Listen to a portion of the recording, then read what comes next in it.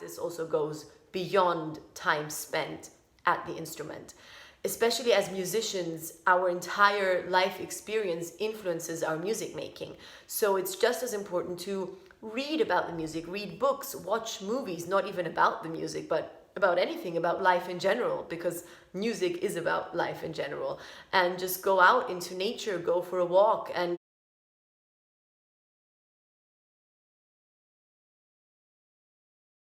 Hi, this is Danae, and today's video is all about how long you should be practicing the piano every single day. This is a question that I have been asked many times, and that probably is on people's minds a lot. And it is also a question that there is no perfect answer to. To me, one of the most important things is that it's not about the quantity of practice, but about the quality of practice. Because I definitely believe that 30 minutes of really focused practice can get you so much further than, let's say, 5 hours of ineffective practice.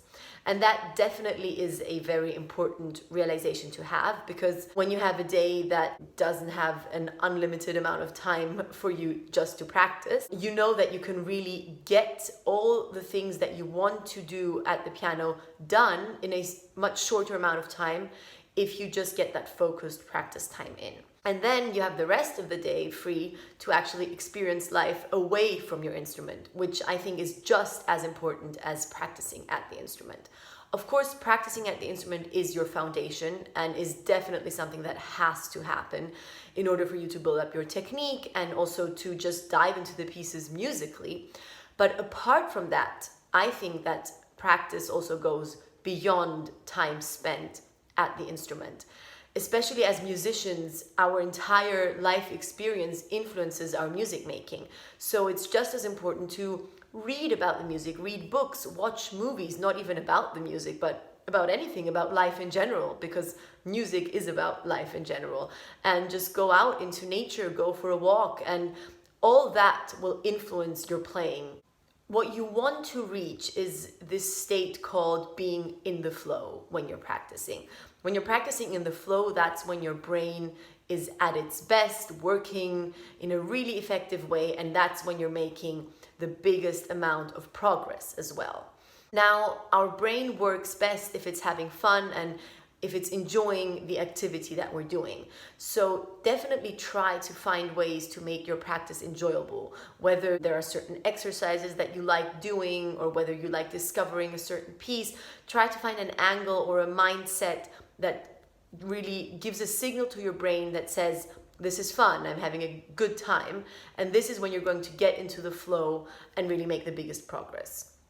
Also, just as important as your practice time is the time in which you're taking a break. A study that was conducted on musicians' practice behaviors and practice habits showed that probably the most effective way to use the time at the instrument and having a break is to spend 45 minutes in a really focused way practicing and then take a 15-minute break. And in those 45 minutes, you're really supposed to focus on the piece and on practice only. And in the 15-minute break, you're not supposed to focus on it at all and just have a coffee, talk to a friend, go for a walk, do something that has nothing to do with your practice. Another very important point when it comes to the quality of practice is the amount of distraction that you have when practicing.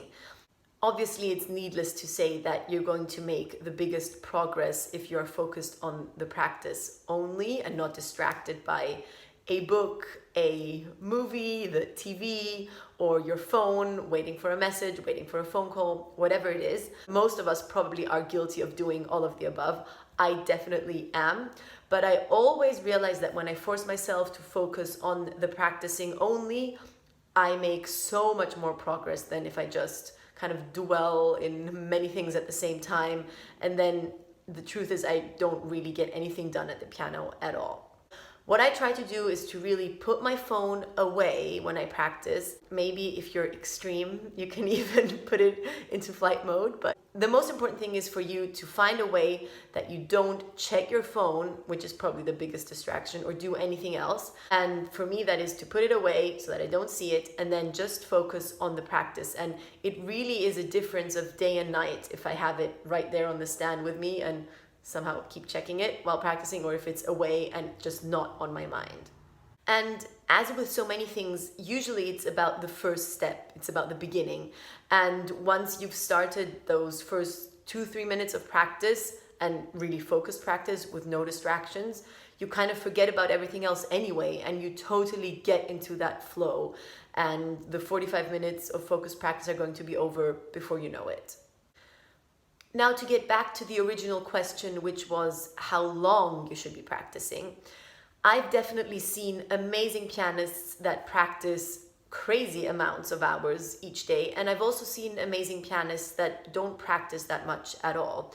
So, of course, in the end, it's about what personally fits you best, and there's no golden way. I do think that most pianists probably have gone through a phase of practicing a lot every day at some point in their life, because the nature of the instrument actually is that that is necessary to build up your technique and to just build up that solid foundation and confidence when you're sitting at the piano. I definitely went through that phase as well of practicing 6+ hours every day.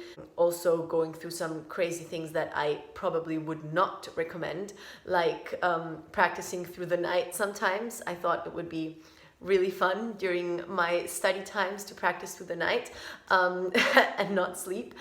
Definitely wasn't effective at all. But I do think that probably most pianists have gone through a phase of practicing, let's say 6 to or maybe 7-8 hours every day at one point in their life. And for sure they have not maintained that, because that is impossible to maintain.